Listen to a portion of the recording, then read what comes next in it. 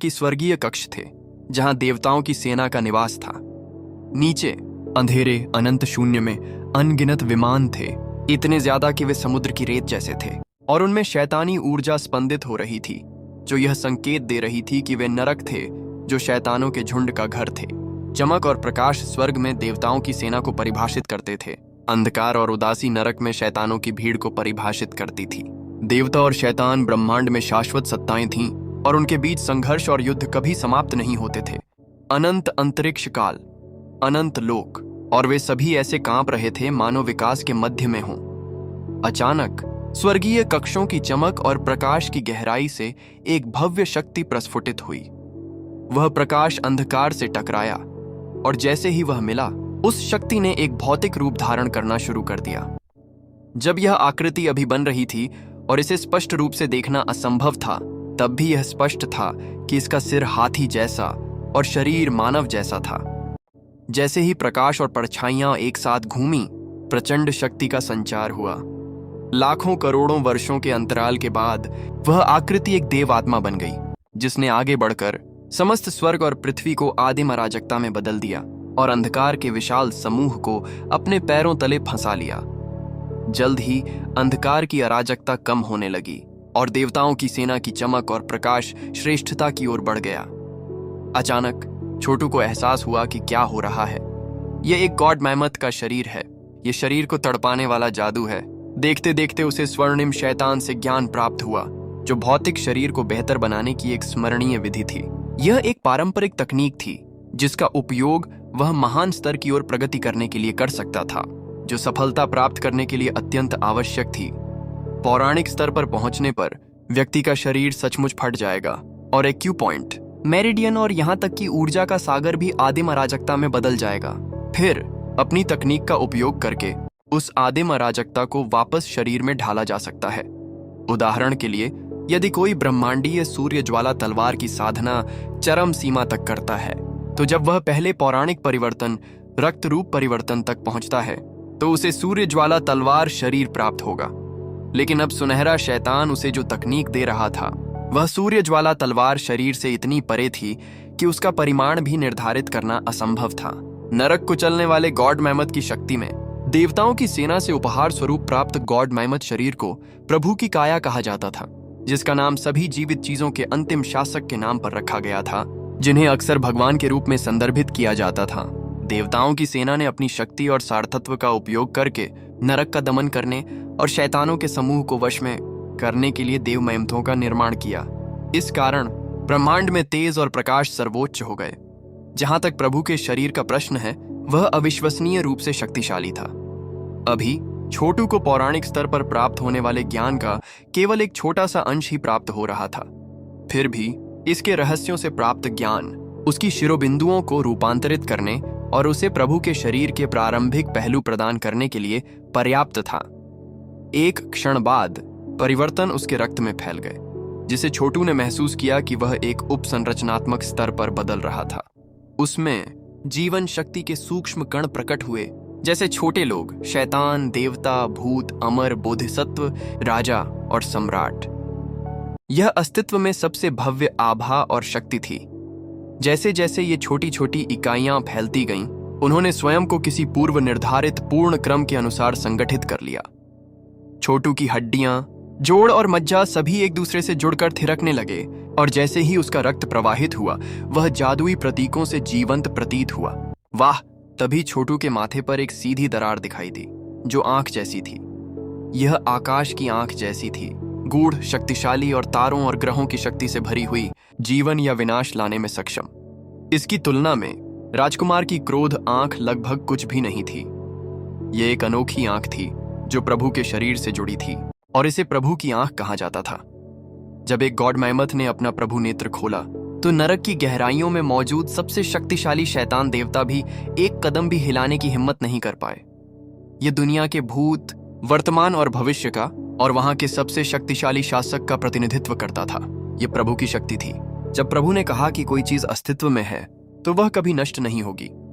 जब भगवान कहते थे कि कोई चीज लुप्त हो जाए, तो वह हमेशा के लिए लुप्त हो जाती थी। जब भगवान ने नियंत्रण अपने हाथ में लिया, तो उन्होंने संपूर्ण ब्रह्मांड को नियंत्रित कर लिया। यह नेत्र स्वयं भगवान की ओर से एक उपहार था जिसे देवताओं की सेना द्वारा देव मैमथों को दिया गया था, ताकि इसका उपयोग अंधकार को हराने, सभी विमानों और नरक को देखने और सभी शैतान देवताओं को हराने के लिए किया जा सके। बेशक प्रभु की आंख बनाने के बावजूद छोटू अपनी पूरी शक्ति का इस्तेमाल नहीं कर सका। यह तभी संभव था जब वह एक महान व्यक्ति था। जब ऐसा हुआ तो प्रभु के समान उसका शरीर पूरी तरह ठोस हो गया और वह लगभग अविनाशी हो गया। यह वाकई एक आदर्श शरीर है, शक्तिशाली, अजय। छोटू ने अपनी असली ऊर्जा पर लगाम कसी। उस समय उसे यकीन नहीं था कि कितना समय बीत चुका है। हालांकि प्रभु के शरीर से परिचय ने यह सुनिश्चित कर दिया कि अब उसके पास पौराणिक स्तर के लिए एक ठोस आधार था। जब पहले पौराणिक परिवर्तन के दौरान उसकी मेरिडियन फट गईं, तो वह इस तकनीक का इस्तेमाल करके उन्हें फिर से आकार दे सका। रक्त रूप परिवर्तन कोई साधारण स्तर नहीं था। यह एक देव आत्मा के करीब की अवस्था थी, जिसमें कोई व्यक्ति बिना किसी ऊर्जा कला के केवल कच्ची शक्ति का उपयोग करके पहाड़ों को समतल कर सकता था और नदियों को मोड़ सकता था। प्रभु परमेश्वर का शरीर किसी भी शैतान देवता के शरीर से श्रेष्ठ था। दरअसल अपने चरम रूप में प्रभु का शरीर किसी भी हमले को झेलकर उसे शक्ति में बदल सकता था। दुर्भाग्य से छोटू अभी उस स्तर के आसपास भी नहीं था। उसे निश्चित रूप से एक महान आरिषि या शायद उससे भी ऊंचा होना होगा। ऊर्जा कलाएं, जीवन यापन, पौराणिक, महान आशी, ये समृद्ध सुगंधित महाद्वीप में प्रचलित साधना के 4 स्तर थे। इसके आगे क्या है, इस बारे में छोटू को कुछ पता नहीं था। दरअसल उसे यह भी नहीं पता था कि महान अर्शी स्तर को किन उपश्रेणियों में विभाजित किया गया है। एक बात का उसे पूरा यकीन था, तेज और प्रकाश, अंधकार और उदासी के बीच, देवताओं की सेना और शैतानों के समूह के बीच जो संघर्ष उसने देखा था, उसने महान ऋषियों को कमजोर बना दिया था। सिर्फ इसी बात से वह समझ सकता था कि निश्चित रूप से कुछ उच्चतर स्तर भी थे। बेशक अब ऐसी बातों की चिंता करने का समय नहीं था। आखिरकार प्राचीन काल में उसकी वर्तमान साधना का आधार इतना भी ऊंचा नहीं था कि उसे ऊर्जा योद्धा कहा जा सके। यह बहुत बुरा है कि स्वर्गपात खदान में अब और कोई प्राचीन स्पिरिट स्टोन नहीं है। औषधीय गोलियों की तुलना में इनसे साधना करना कहीं अधिक प्रभावी होगा, और अगर मेरे पास ऐसे स्पिरिट स्टोन होते तो मैं शायद कुछ ही वर्षों में अपने वंश के कई बच्चों को जीवन दान के स्तर तक बढ़ा सकता था। इससे मेरे पिता का वंश आने वाले कई वर्षों तक मजबूत बना रहता। यद्यपि ग्रैंड सम्राट का पैगोडा वर्तमान में असुर की महत्वपूर्ण ऊर्जा से मजबूत था, जो प्राचीन आत्मा पत्थरों से भी अधिक शक्तिशाली था, उन्होंने बहुत पहले ही निर्णय ले लिया था कि वे सौर्य कबीला के युवाओं को अंदर साधना करने की अनुमति नहीं देंगे। ग्रैंड सम्राट का पैगोडा केवल उनके निकटतम परिवार और भाई बहनों के लिए था। असुर का रक्त और मांस दर्जनों नवम जीवन हरण को महान स्तर तक पहुंचाने के लिए पर्याप्त जीवन शक्ति प्रदान कर सकता था, लेकिन छोटू के लिए यह अभी भी पर्याप्त नहीं था। उनकी दिव्य श्रेणी की ऊर्जा कला के लिए भारी मात्रा में प्राण ऊर्जा की आवश्यकता थी, इतनी अधिक कि यह 100 साधारण महान की आवश्यकता से भी अधिक थी। और पौराणिक स्तर पर व्यक्ति स्वर्ग और पृथ्वी के जादुई नियमों का अन्वेषण करने लगा, जो ऊर्जा कला और जीवन ग्रहण स्तरों से बहुत अलग था। ये दोनों स्तर सबसे सामान्य बुनियादी बातों के बारे में थे। आखिरकार प्राचीन काल में ऐसे लोगों को अभी भी नश्वर माना जाता था। अब तक छोटू अपनी साधना को आगे बढ़ाने के लिए हर तरह की यादृच्छिक परिस्थितियों का लाभ उठा पाता था, लेकिन पौराणिक स्तर अलग था। प्राण ऊर्जा की जरूरतें कम से कम कहने के लिए तो बहुत ज्यादा थीं। जब समय आता तो वह इधर उधर से एक एक विशालकाय जीव को नहीं जगा पाता। वे सैकड़ों, हजारों, यहां तक कि दसियों हजारों के समूह में आते। आखिरकार तकनीक को पूरी तरह से विकसित करने के लिए उन्हें 840 मिलियन प्राचीन मेगा मैमोथ की शक्ति को जगाना पड़ा। यदि वह एक एक करके यह काम करे तो इसमें कितना समय लगेगा? 840 मिलियन मेगा मैमोथों के समर्थन से वह शून्य को पार कर सकता था, दुष्ट शैतानों को दबा सकता था और प्रभु के दांवों का ज्ञान प्राप्त कर सकता था। अभी उसके पास केवल 300 थे, जो उसे नवम जीवन हरण में पूरी तरह से अजेय बना देते। हालांकि नर्क कुचलने वाले गॉड मैमथ की शक्ति की परम क्षमता की तुलना में यह अत्यंत नगण्य था। अपना दिमाग साफ करने के बाद छोटू को एहसास हुआ कि लगभग 2 हफ्ते बीत चुके थे। सम्राट के शिवालय में बाकी सभी लोग अपनी अपनी समृद्ध सुंदर आंखों पर स्थिर थे, असुर की युद्ध भावना से जूझ रहे थे, खुद को संयमित कर रहे थे और जीवन मृत्यु के संघर्ष के माध्यम से नए ज्ञानोदय तक पहुंच रहे थे। गड़गड़ाहट, अचानक महासम्राट के शिवालय की ऊंचाइयों पर प्राण ऊर्जा का एक असीम स्तंभ उछल पड़ा। हिमेश के चारों ओर बिजली चमकने लगी, साथ ही स्वर्ग सी विनाशकारी ऊर्जा का एक विशाल भंडार भी। यह कोई और नहीं बल्कि द्वितीयक जीवन हरणकर्ता का संकट था। आधा महीना बीत चुका है और पिताजी सेकेंडरी लाइफ सीजिंग तक पहुंच गए हैं। लगता है अगले कुछ महीनों में क्विनरी लाइफ सीजिंग तक पहुंचना उनके लिए बिल्कुल भी मुश्किल नहीं होगा, और मेरे बाकी भाई बहन भी नॉनरी लाइफ सीजिंग तक पहुंच जाएंगे। उन्होंने अपनी उंगली हिलाई जिससे प्राण ऊर्जा फूट पड़ी और उनके माथे पर एक आंख खुल गई। उसके भीतर ब्रह्मांड के रहस्य, तारों भरे आकाश की भव्यता और ग्रहों और लोकों की अनंतता का अंतहीन जीवन मृत्यु छिपा था। एक बार फिर भगवान की आंख प्रकट हुई जब छोटू ने उसकी शक्ति पर नियंत्रण पाने की कोशिश की। अचानक उस आंख की गहराई से छोटू से एक आवाज बोली। यह एक ऐसी भाषा बोल रही थी जिसे कोई भी जीवित व्यक्ति नहीं जानता था, फिर भी हर कोई समझ सकता था। ईश्वर की भाषा। यह देवताओं की सेना की भाषा थी, एक ऐसी भाषा जिसे समझने के लिए किसी को अध्ययन की आवश्यकता नहीं थी। प्रभु का नेत्र संसार में सदा विद्यमान रहता है। प्रभु का नेत्र स्वर्ग के नेत्र के समान है। अनंत काल तक देवताओं की सेना एक ऐसे स्तर पर विद्यमान रही जिसे नश्वर लोग शायद ही समझ पाते। हालांकि नश्वर लोगों के लिए उनकी इच्छा को समझना संभव था और वास्तव में आवश्यक भी। यदि वे ऐसा नहीं करते और देवताओं की सेना को त्याग देते तो वे भ्रष्ट और बहिष्कृत हो जाते। प्रभु की दृष्टि सभी स्थानों पर प्रकाश डालती है। आवाज जारी रही। यह उन लोगों के लिए कोई छिपने की जगह नहीं छोड़ती जो दुखी और बुरे हैं। प्रभु की दृष्टि ब्रह्मांड पर अपनी महिमा बिखेरती है। इसका विरोध नहीं किया जा सकता, और जो कोई भी इसे घूरता है वह देवताओं की सेना की महिमा को अपवित्र करता है और प्रभु की निंदा करता है। ऐसा कोई भी व्यक्ति नष्ट हो जाएगा। उस मधुर वाणी ने हवा में कंपन पैदा कर दिया और सम्राट के शिवालय की गहराई में और मांस के ढेर में कंपन पैदा कर दिया। तुरंत मांस और रक्त पिघलने लगे और एक शैतान भूत की पीड़ा से भरी कान फाड़ देने वाली चीख सुनाई देने लगी। इस क्षण छोटू को शक्ति को छानने के लिए सम्राट के शिवालय की आवश्यकता नहीं थी। उसने सीधे असुर के अवशेषों को अवशोषित करना शुरू कर दिया। पॉप पाप पाप पाप पाप पॉप। उसके भीतर असंख्य कण जाग रहे थे और दर्जनों प्राचीन विशालकाय जीवों की शक्ति उसके अंदर प्रवाहित होने लगी। इस बीच शिवालय में सामान्य रूप से स्पंदित होने वाली प्राण ऊर्जा बिना रुके जारी रही, जिसे समृद्ध रसभरी नेत्रों पर बैठे सभी लोगों ने अवशोषित कर लिया। फिर से क्लेश बढ़ने लगा। इसकी शुरुआत छोटू के सबसे बड़े और दूसरे भाइयों में द्वितीयक जीवन पीड़ा क्लेश के रूप में हुई। जल्द ही यह उसके कई अन्य शपथबद्ध भाई बहनों तक फैल गया। अग्नि निर्मल धारा उस समय नवम जीवन पीड़ा क्लेश में था, और हालांकि उसके लिए कोई क्लेश प्रकट नहीं हुआ, फिर भी जैसे ही उसने एक शक्तिशाली शारीरिक परिवर्तन पर काम करना शुरू किया, लपटों ने उसे अपनी चपेट में ले लिया। उसके रोम छिद्रों से रक्त रिसने लगा, जो बाद में जादुई प्रतीकों का रूप लेने लगा। क्रिक क्रैक। अग्निसर्प चाबुक की तरह ऐंठ रहे थे, उसे अंतहीन कोड़े मार रहे थे, उसके शरीर को रूपांतरित करने पर मजबूर कर रहे थे। रक्त से बने ज्वाला प्रतीक, एक महान शासक का शरीर, ज्वाला सम्राट का अत्याचारी रूप, अग्नि निर्मल धारा दहाड़ा। जैसे ही उसका शरीर पहले से कहीं ज्यादा मजबूत और विशाल रूप में परिवर्तित हुआ, उसके बड़े भाई अग्नि मध्य धाम जैसी आभा उत्पन्न हुई और उसके चारों ओर आग की लपटें भड़क उठीं। आखिरकार मुझे ज्वाला सम्राट के अत्याचारी रूप में सफलता मिल ही गई। अब मैं महापुरुष बनने की राह पर बहुत आगे बढ़ चुका हूं। सिर हिलाते हुए छोटू ने अपना ध्यान अपनी साधना पर वापस केंद्रित कर लिया। दिन बीतते गए और ग्रैंड एम्परर के पैगोडा में 20 से ज्यादा लोग लगातार सफलताओं का अनुभव करते रहे। इसी दौरान पैगोडा ने अपने चारों ओर स्वर्ग और पृथ्वी की प्राण ऊर्जा को एकत्रित कर लिया। परिणाम स्वरूप यह यानस वर्ग में भी मूलभूत परिवर्तन ला रहा था। पहले दिन जब पगोड़ा बना तो आम लोगों को कुछ भी असामान्य नहीं लगा। हालांकि दूसरे दिन शहर में एक गर्म मंद हवा बह रही थी।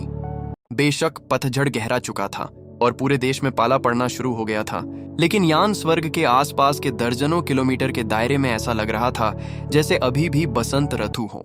जैसे ही लोगों ने बसंत की हवा में सांस ली, उन्होंने पाया कि उनकी कई बीमारियां गायब हो गई थीं।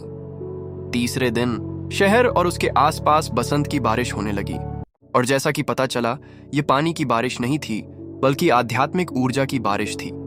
एक आध्यात्मिक बारिश। जैसे जैसे यह जमीन में समाता गया, जीवन फलने फूलने लगा। पौधे उगाए और ऊंचे चढ़ गए और लोगों को भी बहुत फायदा हुआ। बारिश तेज होती गई, यहां तक कि नगर मजिस्ट्रेट की हवेली भी मूसलाधार बारिश का केंद्र बन गई। फिर भी यह पानी की बारिश नहीं थी और इसलिए पानी के कोई तालाब नहीं बने। शाही महल के सैनिक और रक्षक तथा सौर्य कबीला के सदस्य अक्सर गिरती हुई बारिश को देखते रहते थे या खुद को भीगने के लिए बाहर निकल आते थे। यह स्वर्ग और पृथ्वी की आत्मिक ऊर्जा है। मुझे यकीन नहीं हो रहा कि यह इतनी घनी हो गई है कि यह आत्मिक वर्षा के रूप में धरती पर गिर रही है। यहां तक कि कुछ प्रमुख बुजुर्ग भी थे जो इससे लाभ उठाने के लिए पागलों की तरह उछल पड़े। जैसे ही उन्होंने वर्षा को अवशोषित किया, उन्होंने अपनी ऊर्जा कलाओं को प्रसारित किया, स्वयं को शुद्ध किया और अपनी शिरोबिंदुओं से अशुद्धियों को बाहर निकाला। 10 दिन बाद इनारुश, किस्मीन और उनके समान स्तर के अन्य लोग कांपने लगे। उनकी रक्त ऊर्जा बढ़ने लगी और वे जीवन ग्रहण स्तर तक पहुंचने लगे। ये वे लोग थे जो वर्षों से ऊर्जा के स्वामी के रूप में अटके हुए थे और जीवन ग्रहण स्तर तक पहुंचने में असमर्थ थे। हालांकि चूंकि महासम्राट का शिवालय यान स्वर्ग के मध्य में था, इसलिए आकाश, धरती और यहां तक कि कुछ खंडहर आयामों से भी आत्मिक ऊर्जा प्रवाहित हुई, जिससे उन्हें गहनतम स्तर पर बपतिस्मा का अनुभव हुआ। यान स्वर्ग अब एक विशाल मंत्र संरचना की तरह था, जो इतनी अधिक आत्मा वर्षा से भरा हुआ था कि वह लगभग क्रिस्टलीकृत होने के कगार पर था। यान स्वर्ग के निवासियों ने अपने हाथ आकाश की ओर उठाए तथा उस गर्म कोमल ऊर्जा को ग्रहण किया जो उनके माध्यम से प्रवाहित होकर उनकी शिरोबिंदुओं को शुद्ध कर रही थी। जैसे जैसे हफ्ते बीतते गए, यान स्वर्ग में अनगिनत लोगों ने ऊर्जा कला में नई उपलब्धियां हासिल की। कई आम लोग तो ऊर्जा विस्फोट के चरण तक भी पहुंच गए। दूर से देखने पर ऐसा लग रहा था जैसे यान स्वर्ग एक पारदर्शी कटोरे से घिरा हुआ है। जैसे जैसे आत्मा की वर्षा बढ़ती गई, ये चिपचिपा होने लगा, जिससे यान स्वर्ग के निवासियों को इसकी महिमा में पूरी तरह से स्नान करने का मौका मिला। शाही भवन भूकंप का केंद्र था, जहां स्वर्ग और पृथ्वी की आध्यात्मिक ऊर्जा इतनी भारी मात्रा में गिरी कि संरचना क्रिस्टलीकृत होने लगी। समय बीतता गया, एक के बाद एक दिन बीतते गए। यान स्वर्ग में हर कोई आत्मा की वर्षा में डूबा रहा। शहर मानो क्रिस्टल के शहर जैसा बन रहा था और अंदर हर कोई अपनी दैनिक गतिविधियां बंद करके पूरी तरह से साधना पर केंद्रित था। पहले ज्यादातर लोग केवल ऊर्जा अभिसरण गोलियों की मदद से ही साधना कर पाते थे, जिससे यह एक बहुत ही धीमी प्रक्रिया थी। लेकिन अब स्वर्ग और पृथ्वी की यह लगभग तरल आत्मिक ऊर्जा उन गोलियों से कहीं ज्यादा लाभ प्रदान कर रही थी। हर कोई अविश्वसनीय रूप से तेजी से प्रगति करने में सक्षम था। लगातार हो रहे परिवर्तनों के कारण यान स्वर्ग सचमुच साधना की एक पवित्र भूमि बन रहा था। बेशक कोई भी बाहरी व्यक्ति यान स्वर्ग के नियंत्रण वाले क्षेत्र में घुसपैठ करने की हिम्मत नहीं करता था। ग्रैंड सम्राट का पैगोडा बेहद शक्तिशाली था और अविश्वसनीय शक्ति से पूरे क्षेत्र को घेरे में रखता था। सबसे ज्यादा फायदा उन लोगों को हुआ जो पगोड़ा के सबसे नजदीक थे, खासकर आसपास के पहरेदारों को। अब तक वे निश्चल हो चुके थे, आत्मिक ऊर्जा से इतने ओतप्रोत कि वे लगभग बर्फ की क्रिस्टलीय मूर्तियों जैसे लग रहे थे। उनमें प्रवाहित होने वाली आत्मिक ऊर्जा ने उन्हें अद्भुत अनुभव कराया और जैसे ही उन्होंने सांस ली, उनकी मेरिडियन शुद्ध हो गईं और उनकी सच्ची ऊर्जा पहले की तरह प्रवाहित हुई। गार्डों में से कई विशेषज्ञ ऊर्जा कलाकार और यहाँ तक कि सौर्य कबीला के साधारण बच्चों में से भी पहले से ही ऊर्जा के मास्टर स्तर की ओर बढ़ रहे थे। दिन बीतते गए और यह प्रक्रिया जारी रही। आत्मिक ऊर्जा के क्रिस्टलीकरण के कारण पगोड़ा के पास के क्षेत्र लगभग प्राचीन आत्मिक पत्थरों के अभिसरण के समान थे। इस प्रकार ग्रैंड सम्राट के पैगोडा की शक्ति थी। यह महान सम्राट रिचलश द्वारा निर्मित सर्वोच्च खजाना था, जो भूमि के सार से जुड़ा था और आध्यात्मिक ऊर्जा के परम अभिसरण को उत्पन्न करने में सक्षम था। यहाँ तक कि महापुरुष भी इसकी उपस्थिति से बहुत लाभान्वित हो सकते थे। 1 महीना, 2 महीने, 3 महीने, जल्द ही शरद ऋतु के बाद शीत ऋतु आ गई और स्वर्ग और पृथ्वी पर बर्फ जमने लगी। हालांकि महासम्राट के शिवालय की शक्ति बढ़ती ही जा रही थी और उसने यान स्वर्ग क्षेत्र को एक लहरदार ढाल जैसी चीज से घेर लिया था। जो लोग उस लहरदार विकृति के बाहर खड़े थे, वे अंदर हो रही किसी भी चीज को नहीं देख पा रहे थे। बेशक इसने जल्द ही दुनिया के शीर्ष विशेषज्ञों का ध्यान आकर्षित किया। हालांकि उनमें से सबसे शक्तिशाली ऊर्जा कलाकार भी यह नहीं देख पाए कि यान स्वर्ग में वास्तव में क्या हो रहा था। यान स्वर्ग शुरू से ही एक दूरस्थ जगह थी, जहां लाइफ सीजर दंत कथाओं से ज्यादा कुछ नहीं थे और ग्रैंड एम्परर के पैगोडा की तुलना में लाइफ सीजर चींटियों जैसे थे। क्या यान स्वर्ग में कुछ हो रहा है? वहां आसपास एक विकृति क्षेत्र है, ये कैसे संभव है? ये खबर सबसे पहले जानने वाले विशेषज्ञों में से एक थे, यून प्रदेश के सर्वोच्च नेता यथार्थ। पहले तो उन्हें इस खबर पर यकीन नहीं हुआ, लेकिन जब वे बादलों के समंदर में उड़कर यान स्वर्ग की ओर देखने लगे तो उन्हें एक लहरदार विकृति दिखाई दी जो इस ओर इशारा कर रही थी कि उसके पार एक और आयाम मौजूद है। उसने अपनी वास्तविक ऊर्जा को अंतरिक्ष समय के विकृत क्षेत्र में भेजने का प्रयास किया, लेकिन उसे नकार दिया गया और इससे उसे जो क्षति पहुंची उससे उसे खून की खांसी होने लगी। भयभीत होकर वह यून प्रदेश में वापस चला गया। आखिर हो क्या रहा है? मेज पर हाथ पटकते हुए वह चिल्लाया, जरूर कोई जादुई खजाना होगा। यारों, अध अमर संस्थान जाओ और मेरी बेटी फनायरा को खबर दो।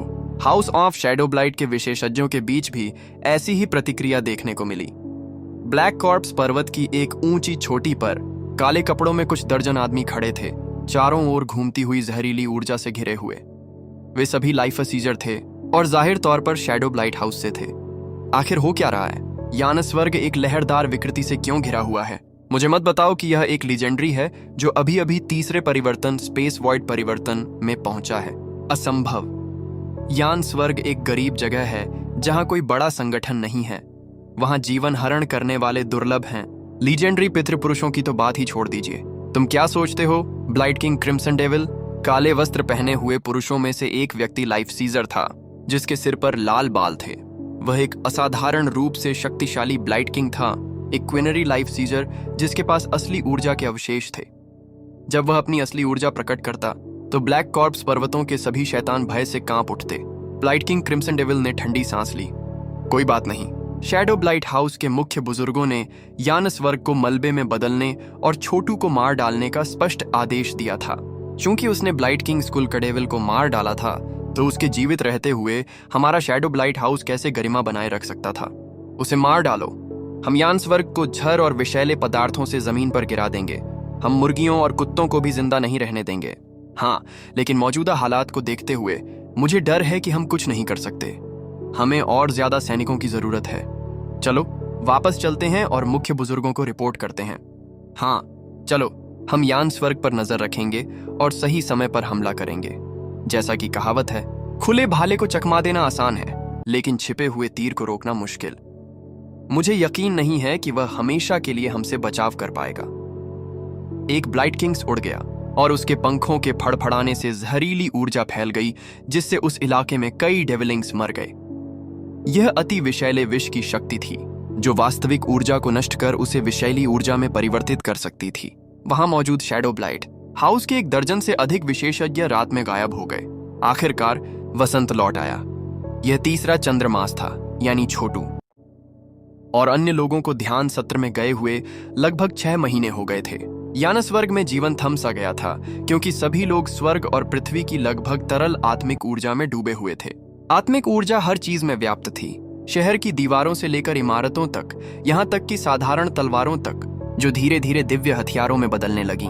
एक खास दिन जब सूरज आसमान में ऊंचा चमक रहा था, यान स्वर्ग कांप उठा और सारी आध्यात्मिक ऊर्जा सम्राट के शिवालय में समा गई। उसी समय यान स्वर्ग को बंद करने वाला अवरोध भी टूट गया। धीरे धीरे सभी लोग अपने सपनों से बाहर आने लगे और आश्चर्य से चारों ओर देखने लगे। बेशक अपने दिलों में वे पहले से ही जानते थे कि क्या हुआ था। वे पिछले 6 महीनों से बर्फ की तरह जमे नहीं थे, बल्कि साधना के एक लंबे सत्र में थे। सरकारी अधिकारियों और कुलीन कुलों में कई ऊर्जा गुरु उभरे थे। आम लोगों में बड़ी संख्या में ऐसे लोग थे जो 6ठे, 7वें या 8वें चरण में थे। सौर्य कबीला के बच्चों को और भी ज्यादा फायदा हुआ क्योंकि अब लगभग सभी ऊर्जा के स्वामी बन चुके थे और सभी प्रमुख बुजुर्ग अब जीवन ग्रहण स्तर पर थे। महल स्वर्ग और पृथ्वी की इतनी आत्मिक ऊर्जा से भर गया था कि वह लगभग एक प्राचीन आत्मिक पत्थर की खदान जैसा हो गया था। उनमें से जो भी जीवन ग्रहण स्तर तक नहीं पहुंचता वह हंसी का पात्र बन जाता। यहां तक कि यान स्वर्ग के कुछ सामान्य जानवरों को भी लाभ हुआ तथा उनमें से कुछ में राक्षसी कोर विकसित होने लगे। अब शेष बची सारी ऊर्जा ग्रैंड सम्राट के पैगोडा में समा गई। गड़गड़ाहट, शिवालय सिकुड़ने लगा और फिर छोटू बाहर उड़ गया। उसके पीछे उसका परिवार और भाई बहन भी उड़ गए। हिमेश ने संतुष्टि भरी हंसी की एक धारा बहाई। फिर उसने एक ऐसी गूंजती आवाज में कहा जिससे पूरा शहर गूंज उठा। आखिरकार मैं क्विनरी लाइफ सीजिंग तक पहुंच गया। मेरे पास असली ऊर्जा के अवशेष हैं। इसमें सिर्फ 6 महीने लगे। Quinary life seizing! हमारा राजा एक क्विनरी लाइफ सीजर है। सब लोग घुटनों के बल बैठो। महामहिम को बधाई दो।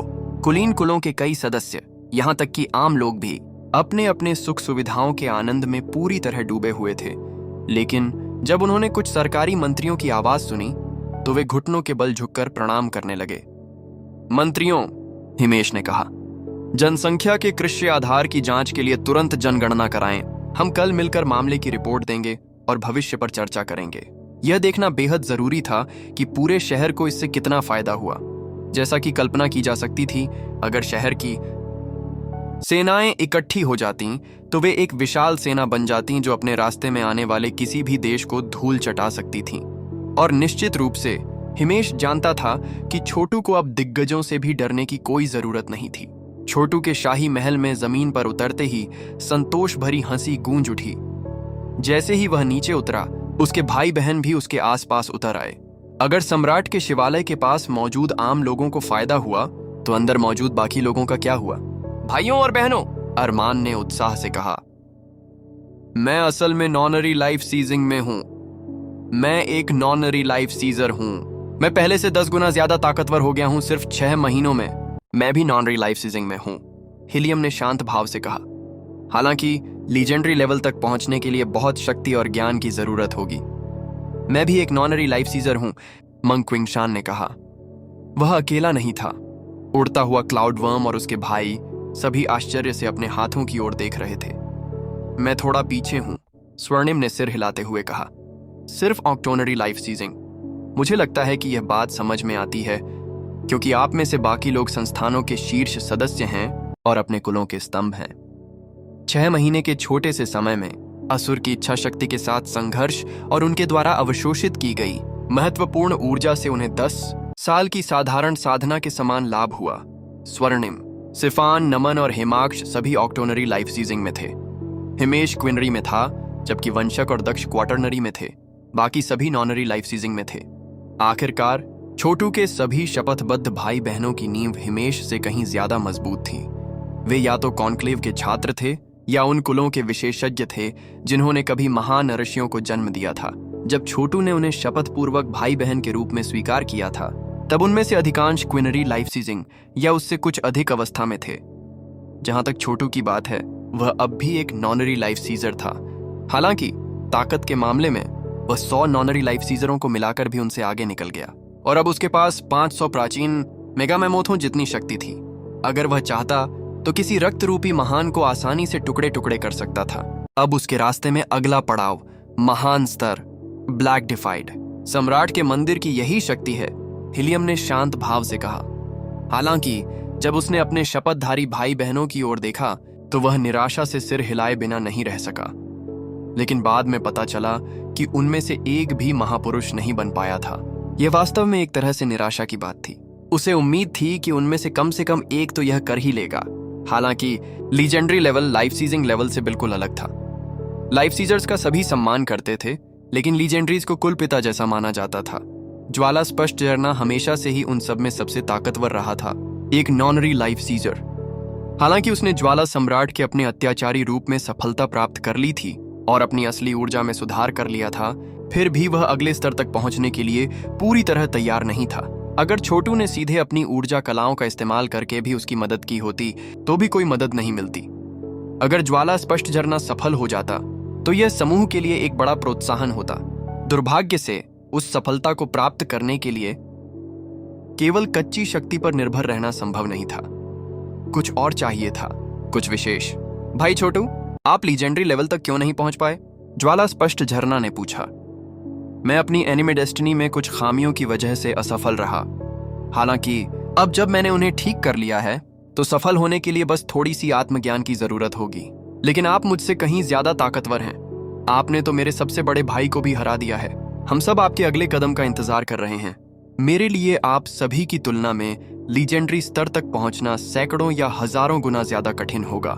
छोटू ने सिर हिलाते हुए कहा। हालांकि जब मैं सफल हो जाऊंगा तो परिवर्तन पूरी तरह से नाटकीय होंगे। मैं एक अनोखी तकनीक, एक दिव्य क्षमता विकसित कर रहा हूं जो प्राचीन शून्य से आती है। अगली सफलता प्राप्त करने के लिए मुझे ब्लैक डिफाइड सम्राट के मंदिर पर पूरी तरह से नियंत्रण करना होगा। फिलहाल मैं इसे मुश्किल से ही नियंत्रित कर पा रहा हूं। उदाहरण के लिए, मैं अंततः मंदिर का उपयोग करके अंतरिक्ष को भेद कर वैकल्पिक आयामों तक पहुंच पाऊंगा और अर्ध अमर संस्थान के प्राचीन अभिलेखों के अनुसार समृद्ध रसीला महाद्वीप के पास के कुछ वैकल्पिक आयामों में 9 यांग अमर ऊर्जा, स्पष्ट स्वर्ग सत्य ऊर्जा, महान शून्य सत्य ऊर्जा, सहस्राब्दी अमर ऊर्जा और ब्रह्मांड की अन्य मूलभूत शक्तियां हैं। आप सही कह रहे हैं, हीलियम ने कहा। हम सब मिलकर भी मंदिर की पूरी शक्ति का उपयोग नहीं कर सकते और अभी इसमें साधना करने से कोई खास मदद नहीं मिलेगी। हमें अपनी मौजूदा बाधाओं को दूर करने के लिए और भी अधिक संसाधनों की आवश्यकता है। हम सभी ऐसी बाधाओं तक पहुंच चुके हैं जिन्हें पार करने के लिए घातक युद्ध की आवश्यकता होती है, ज्वाला स्पष्ट झरना ने कहा। महापुरुष बनने की यही हमारी एकमात्र आशा है। उस स्तर तक पहुंचने के लिए मेरे भाई ने ज्वाला पर्वत की गहराई में ज्वाला सम्राट के क्षेत्र में प्रवेश किया। मुझे यकीन नहीं है कि उसे वहां कौन से रहस्य मिले, लेकिन उसने महापुरुष स्तर का ज्ञान प्राप्त किया और अपनी सफलता में सफल रहा। मुझे लगता है कि अब मुझे उसके पद चिन्हों पर चलना होगा और उसी तरह का ज्ञान प्राप्त करना होगा। मैं समझ गया, छोटू ने कहा। अच्छा भाई, तुम्हें जल्दी चलना चाहिए, मुझे भी जाना होगा, हीलियम ने कहा। अब जब मैं नॉनरी लाइफ सीजिंग में हूं तो मुझे संस्थान से एक लीजेंडरी स्तर की तकनीक मांगनी होगी। सूर्य चंद्र संस्थान हमेशा नॉनरी लाइफ सीजर्स को तैयार करने पर बहुत ध्यान देता है। उनके पास उनके लिए एक खास तकनीक है। ये सच है, छोटू ने सोचा। अगर आपके पास सही बॉडी टेम्परिंग तकनीक नहीं है तो आपको लीजेंडरी स्तर तक पहुंचने का कोई अंदाजा नहीं होगा। जाहिर है, उसके शपथधारी भाई बहनों को लीजेंडरी बनने के लिए जरूरी गुप्त तरीके सीखने के लिए अपने अपने संगठनों में लौटना जरूरी था। ज्वाला स्पष्ट झरना का ज्वाला सम्राट का अत्याचारी रूप एक लीजेंडरी तकनीक थी, लेकिन फिर भी उसे आगे के प्रशिक्षण के लिए अपने संगठन में लौटना जरूरी था। ठीक है भाइयों और बहनों, हम यहीं से विदा लेते हैं और फिर से लीजेंडरी बनकर मिलते हैं। बहुत अच्छा, ज्वाला स्पष्ट झरना ने कहा। चलो हम सब एक दूसरे को ताबीज पहना दें ताकि जरूरत पड़ने पर हम जल्द से जल्द फिर मिल सकें। सभी ने एक दूसरे के हाथ ऊपर रखे और फिर अपने हाथों को सिर के ऊपर उठा लिया। हम जब तक जिंदा रहेंगे भाई बहन की कसम खाएंगे, हमेशा साथ रहेंगे, चाहे जिंदगी में हो या मौत में। हमेशा साथ, चाहे जिंदगी में हो या मौत में, छोटू ने भी बाकी सबके साथ गंभीरता से कहा। हमेशा तक साथ रहने की कस्में खाते रहेंगे भाई बहन। वूश! सभी लोग हवा में उड़ गए और फिर गायब हो गए। यान हेवन में जिंदगी सामान्य होने लगी। छोटू जानता था कि जब उसके भाई बहन अपने घर लौटेंगे तो बड़ी हलचल मच जाएगी। यह तथ्य कि वे सभी इतनी जल्दी नॉनरी लाइफ सीजिंग तक पहुंच गए थे पूरे समृद्ध हरे भरे महाद्वीप में हलचल मचा देगा। नॉनरी लाइफ सीजर बनने की प्रक्रिया में थे और किसी भी संगठन के लिए अत्यंत महत्वपूर्ण थे उनके एक निष्ठावान भाई बंगिश, 8 ध्रुवों वाली दिव्य संकलन, एक अद्भुत शाही स्तरीय ऊर्जा कला प्राप्त करने के बाद एक शक्तिशाली दुष्ट साधक बन गए थे। हालांकि वे बहुत पहले ही सूर्य चंद्र संस्थान में शामिल हो गए थे और हीलियम के पिता नमन को अपना गुरु बना लिया था, इसलिए वे भी अपनी अगली सफलता पर काम करने के लिए सूर्य चंद्र संस्थान गए। हिमेश की ओर देखते हुए छोटू ने कहा, पिताजी, आपकी हालिया सफलता यान हेवन में भारी हलचल मचाने वाली है। जहां तक मेरी बात है, मैं तो कहूं तो तूफान से पहले छत तैयार करने जा रहा हूं। यान हेवन के सबसे बड़े दुश्मनों को मौत के घाट उतारने का समय आ गया है। साधना के उस सत्र के दौरान मुझे उस क्षेत्र में कुछ विषैली ऊर्जा का आभास हुआ जो संभवतः शैडो ब्लाइट हाउस के विशेषज्ञों की थी। अब समय आ गया है कि उन दुष्ट शैतानों को हमेशा के लिए जड़ से उखाड़ फेंका जाए और धरती को उनके जहर से मुक्त कर दिया जाए। बहुत बढ़िया विचार है छोटू, तुम सच में बड़े हो गए हो। जानते हो, अभी तो सिर्फ 2 साल हुए हैं, 2 छोटे साल। एक बार तुम लीजेंडरी बन जाओगे तो मैं सचमुच निश्चिंत हो जाऊंगा और तुम आखिरकार अपनी माँ को ढूंढने के लिए हैंगिंग माउंटेन जा पाओगे। हिमेश ने अपने बेटे को बहुत देर तक देखा और उसकी आंखें खास तौर पर गंभीर हो गईं। बेटा, मुझे लगता है कि अब समय आ गया है कि मैं तुम्हें तुम्हारे अतीत के बारे में सच बता दूं। अचानक छोटू को एक अजीब सा एहसास हुआ। मेरे अतीत का सच? क्या मतलब है तुम्हारा? छोटू, सच तो यह है कि तुम मेरे बेटे नहीं हो। क्या? छोटू ने कांपते हुए कहा। हालांकि उसकी भावनाएं तुरंत भड़क उठीं, लेकिन इस तथ्य ने कि उसने एक ईश्वरीय ऊर्जा कला का अभ्यास किया था उसे अनोखा आत्म संयम प्रदान किया और उसने तुरंत अपने हृदय को शांत कर लिया। इसका क्या मतलब है पिताजी? मुझे पूरी कहानी बताओ। तुम्हारी साधना के आधार को देखते हुए तुम शायद हैंगिंग माउंटेन के बारे में पहले ही कुछ जान चुके होगे, है ना?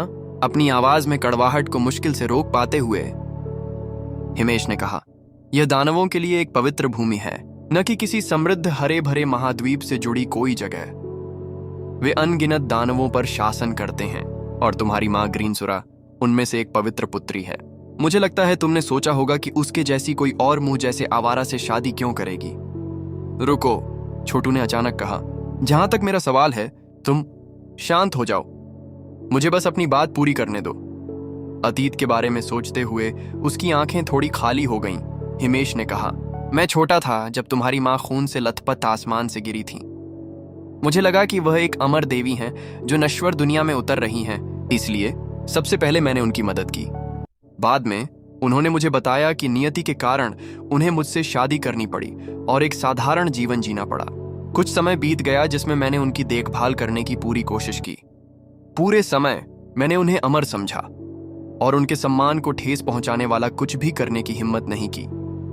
आखिरकार उन्होंने एक बेटे को जन्म दिया। तुम।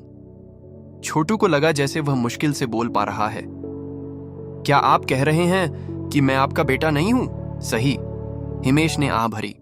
तुम मेरे बेटे नहीं हो, तुम ग्रीनसुरा और किसी और आदमी की संतान हो। एक बात मैं जरूर जानता हूं कि तुम्हारी वजह से ही वह हैंगिंग माउंटेन से बड़ी मुश्किल से अपनी जान बचा पाई थी।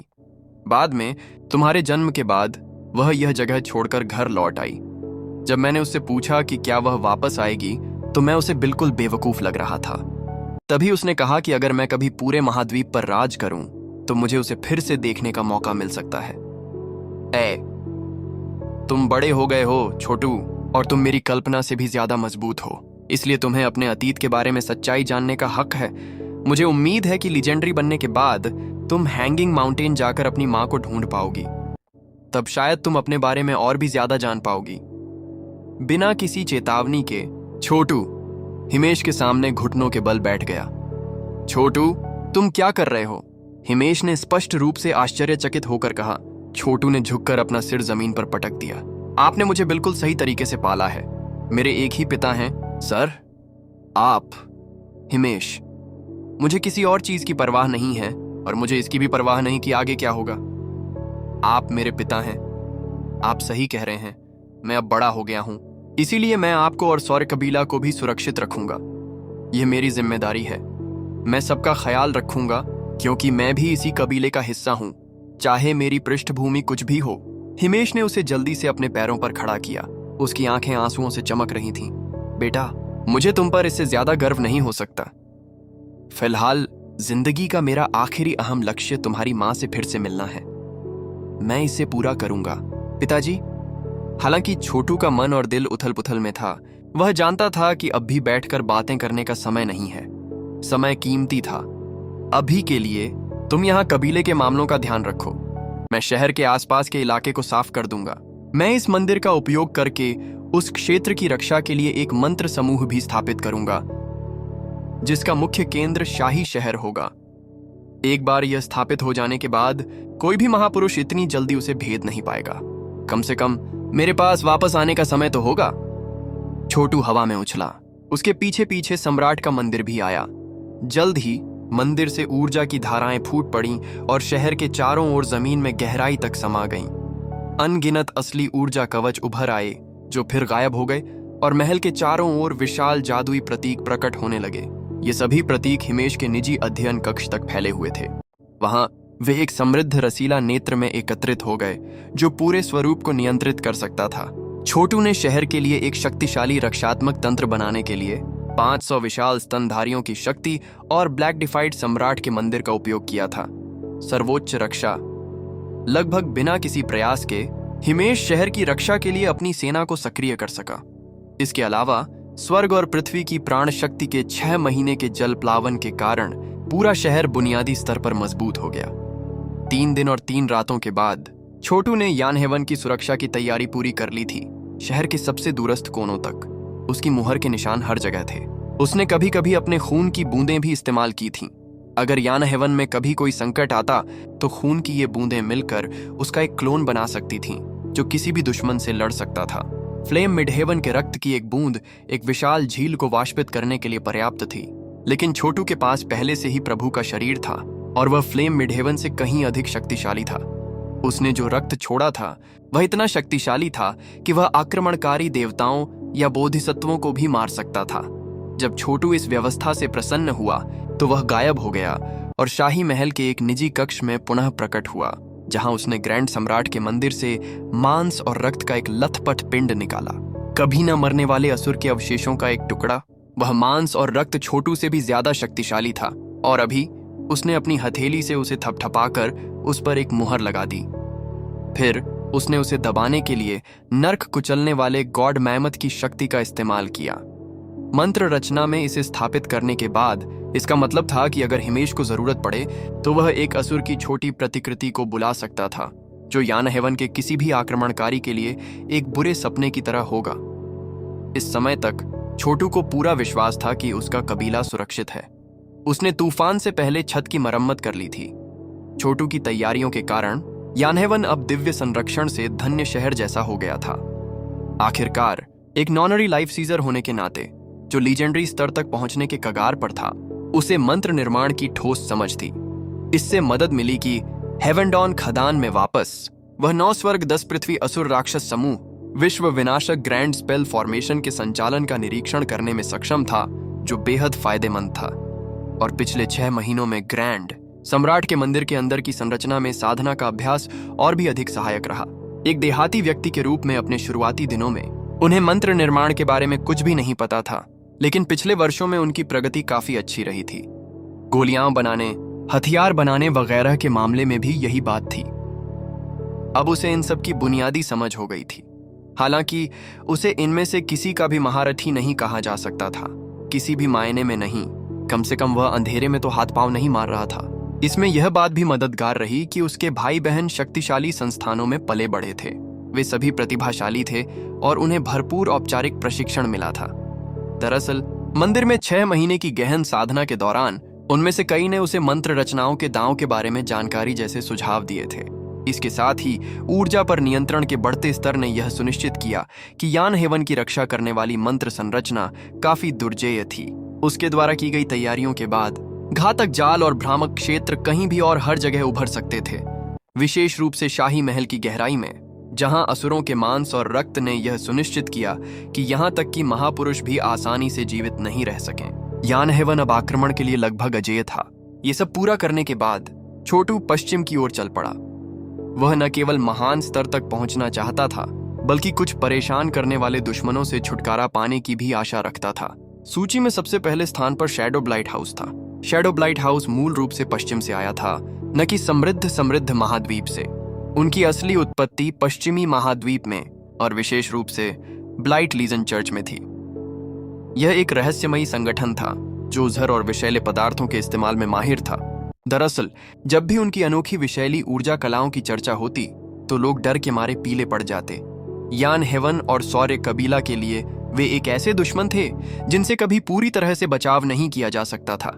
सुरक्षा सुनिश्चित करने का एकमात्र तरीका उनके संगठन को पूरी तरह से नष्ट करना, खरपतवार को काटना और जड़ों को खत्म करना होगा। और छोटू का इरादा बिल्कुल यही था। शैडो ब्लाइट हाउस में लीजेंडरी जरूर थे, लेकिन छोटू पहले से ही ब्लड फॉर्म लीजेंडरी और स्पिरिट सोल लीजेंडरी को नष्ट करने में सक्षम थी। अंतरिक्ष शून्य महापुरुष अंतरिक्ष और शून्य को भेदने में सक्षम थे, जिससे वे सांसारिक हमलों से आसानी से बच सकते थे। सामान्यतः केवल तीसरे रूपांतरण में ही अन्य लोग उनसे लड़ पाते थे।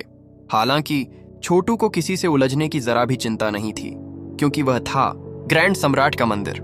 यह एक जादुई खजाना था जिससे उसे शून्य में से गुजरने और ऐसे हमले करने की क्षमता मिलती थी जो वह आमतौर पर नहीं कर सकता था। इसके साथ वह निश्चित रूप से एक अंतरिक्ष शून्य महापुरुष से उलझ सकता था, भले ही उसे मार न सके। ब्लैक डिफाइड सम्राट के मंदिर में स्वाभाविक रूप से पौराणिक स्तर से संबंधित सभी जादुई नियम समाहित थे। संचालन के लिए पर्याप्त सच्ची ऊर्जा के साथ यह महान ड्रैगन को भी नष्ट कर सकता था। दुर्भाग्य से छोटू को कहीं ज्यादा शक्ति की आवश्यकता होगी। केवल 60,000 प्राचीन विशाल मैमथों की शक्ति से ही वह मंदिर को उस स्तर तक नियंत्रित कर सकता था। सच तो यह था कि यह मंदिर दरअसल एक महान ड्रैगन के इस्तेमाल के लिए बनाया गया था। आखिरकार जब ब्लैक डिफाइड सम्राट रिचलश ने जमीनों पर कब्जा करने के लिए इसका इस्तेमाल किया था, तो असुरों के महान ड्रैगन भी इसके डर से भाग गए थे। बेशक रिचलश राजवंश की स्थापना का उनका काम उनके साथ काम करने वाले अन्य महान ड्रैगन के गठबंधन की वजह से ही सफल रहा था। सारी जरूरी तैयारियां करने के बाद छोटू बादलों के समंदर के ऊपर उड़ गया और फिर बिना किसी निशान के गायब हो गया। उसके लिए चीजें बदल चुकी थीं। अब पहले से कहीं ज्यादा वह अपने अतीत की सच्ची कहानी जानना चाहता था। वह अभी भी इस चौंकाने वाली खबर को पचा नहीं पा रहा था कि वह हिमेश का असली बेटा नहीं था। वह अपनी माँ ग्रीनसुरा और एक अन्य व्यक्ति की संतान था। उसकी माँ हैंगिंग माउंटेन की एक पवित्र पुत्री थी, जो दानवों की प्राचीन पवित्र भूमि थी। इससे यह संकेत मिलता था कि उसके पिता भी शायद उतने ही महत्वपूर्ण व्यक्ति थे। हालांकि उसके मन में इस रहस्यमय कथित पिता के लिए कोई भावना नहीं थी। जहां तक उसका सवाल था, कोई भी हिमेश की बराबरी नहीं कर सकता था। हिमेश हमेशा से उसका सच्चा पिता था और हमेशा रहेगा, और उसे अपने जैविक पिता की जरा भी परवाह नहीं थी। समृद्ध रसीला महाद्वीप एक विशाल स्थान था और अपने वर्तमान स्तर और अविश्वसनीय गति से उड़ने की क्षमता के बावजूद वह इसे जल्दी से पार नहीं कर सकता था। पश्चिम की ओर जाने के लिए उसने ग्रैंड सम्राट के मंदिर का उपयोग नहीं किया, बल्कि अपने शैतान राक्षस पंखों पर भरोसा किया। अफवाहों के अनुसार अगर कोई पश्चिमी सागर पार कर जाए तो अंततः एक दूसरे महाद्वीप पर पहुंच जाएगा। यह पश्चिमी महाद्वीप था, जो समृद्ध हरे भरे महाद्वीप से लगभग बिल्कुल अलग दुनिया थी। छोटू जानता था कि और भी महाद्वीप हैं, जैसे कि क्वेकडॉन महाद्वीप। दुर्भाग्य से उसे पता नहीं था कि ऐसे महाद्वीप कहाँ हैं। शायद वे अंतरिक्ष समय के किसी और पहलू में मौजूद थे। आखिरकार पौराणिक ईश्वर राक्षस सर्वनाश के दौरान योर वाइल्ड्स महाद्वीप बिखर गया था और उसके अलग अलग हिस्से अंतरिक्ष के दूसरे हिस्सों में बह गए थे। जहां तक समृद्ध महाद्वीप के पश्चिमी क्षेत्रों की बात है, वहां लाखों करोड़ों शहर और राष्ट्र थे। इस क्षेत्र में कुछ अनोखापन था।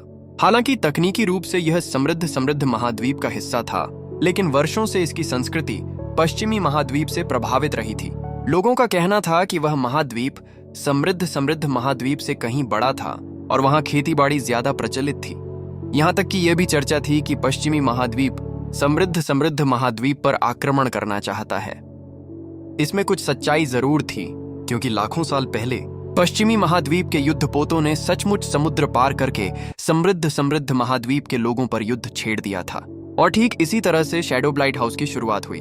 अपने भाई बहनों से मिली जानकारी के आधार पर छोटू ने शैडो ब्लाइट हाउस की एक तस्वीर तैयार की थी। उसका लक्ष्य उनके मुख्यालय का पता लगाना, उस पर हमला करना और उसे तहस नहस कर देना। आखिरकार दूर एक विशाल शहर उभर आया, जो यान हेवन से सैकड़ों गुना बड़ा था। जमीन पर उतरकर वह पैदल ही उसके पास पहुंचा। इस विशाल शहर का नाम मंगोलटार रखा गया। आकाश में जितने बादल थे, उतने ही कुशल ऊर्जा कलाकार वहां थे। यहां तक कि द्वारपाल भी सभी ऊर्जा के स्वामी थे। जब छोटू शहर में प्रवेश करने के लिए तैयार हुआ, तो एक पहरेदार ने उसकी ओर देखा और चिल्लाया, प्रवेश कर 100 ऊर्जा अभिसरण गोलियां हैं। छोटू ने कर चुकाया और शहर में प्रवेश किया। यह शहर लगभग आशी पूर्वज राजवंश की राजधानी के बराबर आकार का था और ऊंची ऊंची इमारतों और लोगों की भीड़ से भरा हुआ था। यहां तक कि यहां वहां लाइफ सीजर भी दिखाई दे रहे थे, जो सभी ऊंचे और शक्तिशाली थे। मंगोलटार में मायरेड कंसोर्टियम नाम का एक व्यापारिक समूह है, छोटू ने सोचा। माना जाता है कि वे हर तरह की कीमती चीजों और सूचनाओं का व्यापार करते हैं। वे इस महाद्वीप में एक बहुत शक्तिशाली ताकत हैं और जाहिर है वे क्राउन प्रिंस सोसाइटी को भी धन देते हैं। माना जाता है कि शैडो ब्लाइट हाउस की भी यहाँ एक शाखा है। यह जगह वास्तव में ड्रैगन और सांपों का बसेरा है। छोटू शहर में टहलते हुए उस जगह के बारे में जो कुछ भी उसने सीखा था, उसके बारे में सोच रहा था। एक बार अचानक उसकी नजर एक ऐसी सड़क पर पड़ी जो सफेद जेड से पक्की थी। वह स्वर्ग के हॉल जैसी शुद्ध और साफ थी और ऊंची ऊंची इमारतों से सजी हुई थी। सड़क के प्रवेश द्वार के ऊपर एक मेहराबदार प्रवेश द्वार था, जहां विशेषज्ञ ऊर्जा कलाकारों का एक समूह अंदर आने वाले हर व्यक्ति का निरीक्षण करता था। अधिकांशतः आम नागरिकों को अंदर जाने की अनुमति नहीं थी। कुछ क्षण दूर से देखने के बाद छोटू को एहसास हुआ कि केवल लाइफ सीजर को ही गुजरने की अनुमति दी जा रही है। मेहराब की ओर देखते हुए उन्होंने मोटे अक्षरों में मायरियड कंसोर्टियम लिखा देखा। तो यहीं पर मायरियट कंसोर्टियम का मुख्यालय है। खुद को सिर हिलाते हुए उसने अपनी ऊर्जा प्रवाहित की, जिससे उसके चेहरे के भाव बदल गए और वह थोड़ा झुका हुआ सा दिखाई देने लगा।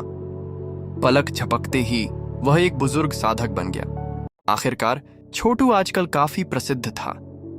बहुत पहले ही यह बात फैल चुकी थी कि उसने युवराज के सामने कैसे डटकर मुकाबला किया था, और इसलिए अपनी ईश्वरीय ऊर्जा कला की क्षमताओं का भेष धारण करना ही समझदारी भरा कदम लगा।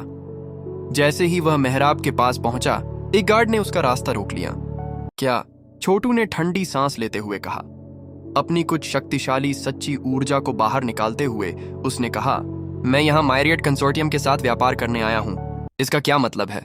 उसने जो जीवन ग्रहण करने वाला आभा मंडल छोड़ा, उसे गार्ड कुछ कदम पीछे हट गया। उसकी आंखें डर से चमक उठीं। उसके हाथ में एक जेड पहचान पट्टिका थी जो अचानक चमकदार सफेद रोशनी से चमकने लगी। गार्ड ने पट्टिका की ओर देखा और सोचा, कितनी अद्भुत सच्ची ऊर्जा है। ये एक नॉनरी लाइफ सीजर है। वरिष्ठ महोदय, कृपया आपका स्वागत है, उन्होंने कहा। अगर आप कोई खास चीज खरीदना चाहते हैं तो कृपया मुझे बताइए, मैं आपको सही रास्ता दिखा सकता हूँ। मैं जानकारी खरीदना चाहता हूँ, छोटू ने ठंडे स्वर में जवाब दिया। ये कहकर उसने उस आदमी को एक असुर कोर थमा दिया। गार्ड के चेहरे पर चमक आ गई। लाइफ सीजिंग लेवल में एक शैतान असुर कोर? बहुत बहुत शुक्रिया सीनियर, आपकी उदारता के लिए बहुत बहुत धन्यवाद। यह आदमी हाल ही में लाइफ सीजिंग लेवल पर पहुंचा था और तभी उसे मायरियट कंसोर्टियम के प्रवेश द्वार पर गार्ड का कैप्टन बना दिया गया था। यह एक अपेक्षाकृत ऊंचा पद था, इसीलिए छोटू ने मायरियट कंसोर्टियम के बारे में और जानकारी पाने की उम्मीद में एक छोटा सा उपहार देकर उसकी भूख बढ़ाने का फैसला किया। यूं? कप्तान ने कहा, तुम मेरी जगह ले लो, मैं इस सीनियर को व्यापार की बात करने के लिए अंदर ले जा रहा हूं। यह कहकर वह छोटू को मेहराबदार रास्ते से अंदर ले गया। कुछ ही देर में वे एक मीटिंग हॉल में पहुंच गए, जहां कप्तान ने चाय परोसी और फिर कहा, मैं कंसोर्टियम के कुछ नेताओं को बुला लाता हूं। सीनियर, कृपया यहां थोड़ी देर रुकें। बिना किसी और बात के वह चला गया। कुछ ही देर में एक हट्टा कट्टा आदमी अंदर आया, जिसने छोटू को और छोटू ने भी बारीकी से देखा। छोटू ने तुरंत पहचान लिया कि वह एक क्विनरी लाइफ सीजर है। वरिष्ठ, मैं आपकी क्या मदद कर सकता हूं? उस आदमी ने विनम्रता से पूछा। वह छोटू की साधना से स्पष्ट रूप से घबराया हुआ था। मैं यहाँ मंगोलटार में मायरियट कंसोर्टियम शाखा का उपाध्यक्ष हूँ। हम दुनिया भर के लाखों शहरों में व्यापार करते हैं। जब तक आप कीमत चुका सकते हैं, हम आपको जरूरी सामान उपलब्ध करा सकते हैं। चिंता न करें वरिष्ठ, हमारी एक उत्कृष्ट प्रतिष्ठा है और हम उस पर खरे उतरते हैं। सचमुच? छोटू ने कहा। बिना किसी हिचकिचाहट के उसने मेज पर 3 विशाल असुर कोर रख दिए, जिनमें से प्रत्येक रात की तरह काला था। वे शैतानी आंखों जैसे दिख रहे थे और प्रचुर मात्रा में दुष्ट ऊर्जा से टिमटिमा रहे थे। शैतान विस्कॉन्ट के असुर कोर, आदमी चौंक कर बोला। वरिष्ठ, मुझे मत बताना कि तुम इन्हें बेचना चाहते हो। हाँ, मुझे जानकारी चाहिए, छोटू ने जवाब दिया। शैडो ब्लाइट हाउस का मुख्यालय कहाँ है? ध्रुव के सर के धड़ से अलग होते ही एक स्वर्ग कंपा देने वाली, पृथ्वी हिला देने वाली चीख निकली और भयानक दर्द उसकी चेतना के सागर में गहराई तक उतर गया। मेरा सर, मेरा शरीर। बिना किसी देरी के उसने आजाद होने के लिए अपनी पूरी ताकत लगा दी। एक गैर मानव जीवन रक्षक का सर काटने से भी उसकी जान नहीं जाती, बोलने की तो बात ही छोड़ दो। आखिर ऐसे लोग आमतौर पर 2 या 3 हजार साल तक जी सकते हैं। अभी भी लड़ने की कोशिश कर रहे हो? ध्रुव ने कहा। ब्लाइट किंग ब्लिस्कार्नेज का सर पकड़कर उसने उसके शरीर में सच्ची ऊर्जा का एक धमाका किया, जिससे वह राख में बदल गया। उसी वक्त उसकी लाश से 3 दानव कोर उड़कर ध्रुव के हाथ में आ गए। क्या मायरियट कंसोर्टियम ने सच में ये तुम लोगों को दिए हैं? कितने अफसोस की बात है कि मैं अपनी हर चीज पर असली ऊर्जा की मुहरें छोड़ जाता हूं और तुम जैसा इंसान उसे खोजकर हटा नहीं सका। सबसे जरूरी काम, अपना ख्याल रखना। फिर मैं वापस जाऊंगा और मायरियट कंसोर्टियम का सफाया कर दूंगा। यह कहकर वह ब्लाइट्जर स्काईफेंड और शैडो ब्लाइट हाउस के दूसरे विशेषज्ञों की ओर मुड़ा। अभी क्या हुआ? ब्लाइट्जर स्काईफेंड ने सोचा। ध्रुव को घूरते हुए उसका दिल जोर जोर से धड़कने लगा।